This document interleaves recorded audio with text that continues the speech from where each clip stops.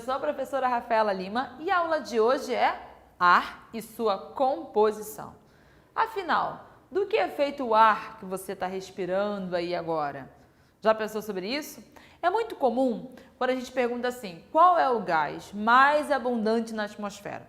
É muito comum que as pessoas falem oxigênio, afinal é o que a gente respira, mas não. Dá uma olhada nesse gráfico. Olha quem está ocupando aqui a maior área dessa pizza, nitrogênio. Isso é nitrogênio? 78% do ar que a gente respira é nitrogênio. Então aí, essa sala que você está, a maior parte é nitrogênio. E você está respirando isso, você está inalando e eliminando ele completamente. Seu corpo não consegue, de fato, absorver pela respiração. Segundo lugar, nesse ranking aí dos componentes do ar, tem o quem? Ele, aí sim, o nosso querido oxigênio, com 21%.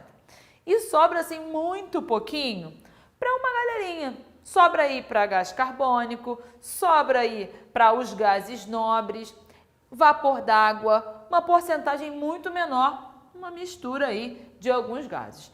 Tudo isso está aqui, está no ar.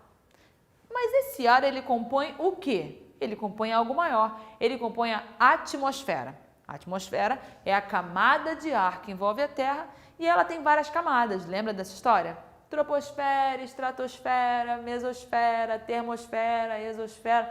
Pois é, a composição de todas as camadas da atmosfera é igual? Não, estamos falando de qual? Da troposfera, da nossa. Você tá, legal, já me ambientei, já vi aí quais são os gases que compõem, e aí você deve ficar curioso. Para que tanto nitrogênio? O nitrogênio serve para quê? Serve para muita coisa. Para o nosso corpo, a constituição do nosso corpo tem muito nitrogênio. Dá uma olhada nisso aqui. Proteínas, DNA e RNA. Nosso corpo, a nossa estrutura, ela é formada aí por ossos, por músculos, e os nossos músculos são preenchidíssimos, formados por proteínas. Em todas as nossas células, no núcleo delas, com exceção das hemácias, que são as células dos glóbulos vermelhos que não têm núcleo, todas as outras, no seu núcleo tem um material genético, tem DNA. E para produzir novas proteínas, eu preciso do RNA. Na formação dessas moléculas, tem nitrogênio. Então, acredite, tem nitrogênio pra caramba no nosso corpo. Afinal, são moléculas muito abundantes. Além disso, você fala assim, gente, tá, mas como é que isso foi parar lá? Se eu estou aqui, ó, respirando nitrogênio, inspirando nitrogênio e expirando nitrogênio. Não está ficando. Como é que eu pego esse nitrogênio? A fonte de nitrogênio vai ser a alimentação. Quando você come uma carne, carne não é músculo? Músculo, então, tem proteína, eu estou aí obtendo esse nitrogênio. Não como carne, sou vegetariano, sou vegano. Tranquilo, você vai comer aí um brócolis, você vai comer uma couve, tem proteína, tem nitrogênio, você vai repor isso aí. E sem contar com os ácidos nucleicos, com DNA e RNA, que tudo que é vivo contém. Então, a forma que a gente vai obter esse nitrogênio é na nossa alimentação, seja ela carnívora ou vegetariana. Aí você se pergunta, interessante, como é que foi parar no corpo deles se a gente não pega? Existem seres que conseguem captar esse nitrogênio da atmosfera. Sabe quem são eles? Bactérias.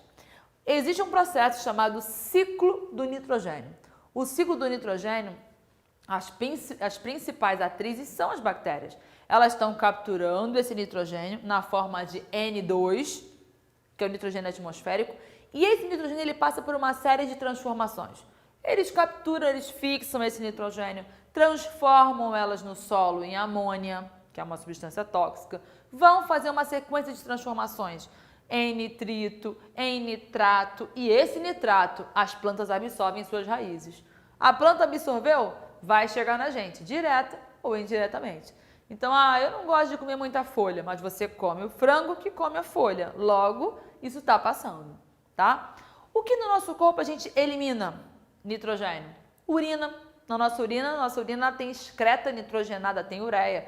É a quebra dessas proteínas aí, está sendo eliminado. Então, na urina, eu estou devolvendo para a natureza, estou fazendo parte do ciclo, eliminando aí nitrogênio e vai continuar circulando. Então, se eu não tivesse essas bactérias, que são fixadoras de nitrogênio, que fazem a transformação nas etapas do ciclo do nitrogênio, ia complicar bastante.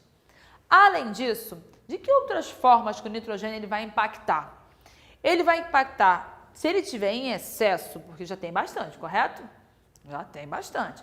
Imagina ter mais que isso. Se eu tenho uma quantidade maior, no ar pode haver reações químicas e formar ácidos no ar. No caso de uma precipitação, numa chuva, ao invés de uma chuva cair com uma acidez assim leve, suportável para a natureza, essa chuva ela cai muito ácida. A qual essa chuva ela cai com um pH mais baixo.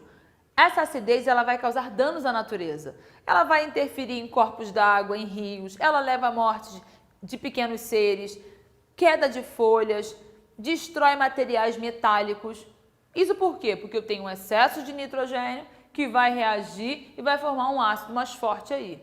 Além disso, esse gás em excesso vai se somar também para interferir no aquecimento global, para aumentar a temperatura. E se esse excesso de nitrogênio se dá em corpos d'água, em lagos, em rios ou em mares, junto com outros nutrientes, propicia, gera condições para que haja uma proliferação muito grande de algas. Você fala assim, mas algas são amigas, qual o problema? Se eu tenho um boom, uma proliferação de algas, elas acabam consumindo demais oxigênio. Se eu consumo demais oxigênio, vai faltar para alguém, correto? Acaba levando à morte de peixes e outros seres aquáticos. Então a eutrofização ela é um problema, ela é um indicador ali, um índice de uma poluição daquela água. Então, nitrogênio demais na água vai dar problema. Sim, entendi então que o nitrogênio é super importante, que ele forma o nosso corpo, e entendi também que em excesso vai dar problemas.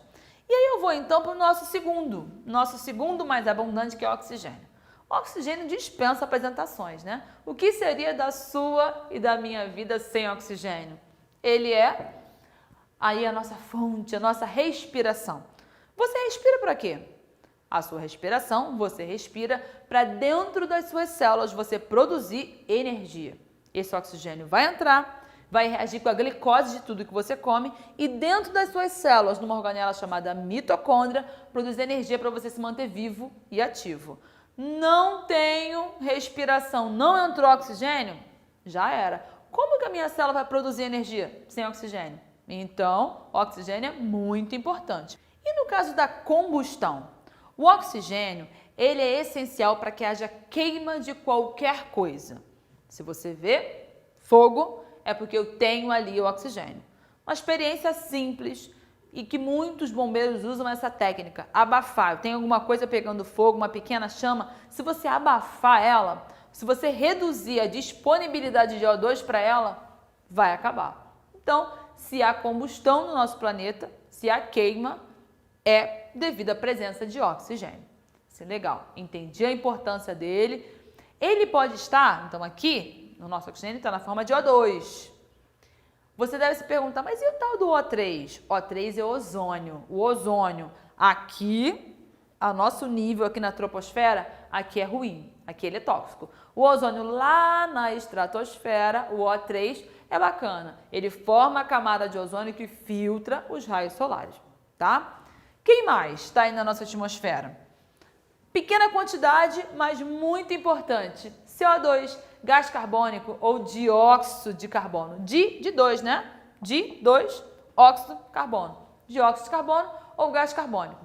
Ele é o produto aí da nossa respiração, né? O que sobra, o resto da respiração, a gente expira CO2. Para a gente, é um produto, é um resíduo. Agora, para plantas, para algas, para algumas bactérias, é a base, a fonte da energia, porque elas fazem fotossíntese. Fotossíntese é aquele processo que na presença da luz, esses seres eles vão produzir dentro de si o seu próprio alimento, a sua fonte de energia. Então eu preciso, é necessário para que ocorra a fotossíntese, a presença do CO2. Então olha que interessante, a gente vai respirando, eliminando o CO2, a gente queima coisas, combustões naturais, liberam CO2 e as plantas vão capturar. O CO2, ele também aí na quantidade legal que ele está na nossa atmosfera, apesar de você pensar assim, gente, mas é muito pouquinho, na proporção, mas tem uma quantidade legal. Ele é um gás estufa. Ele é um gás que ajuda a Terra de forma natural, efeito estufa, é natural, de forma natural, reter calor.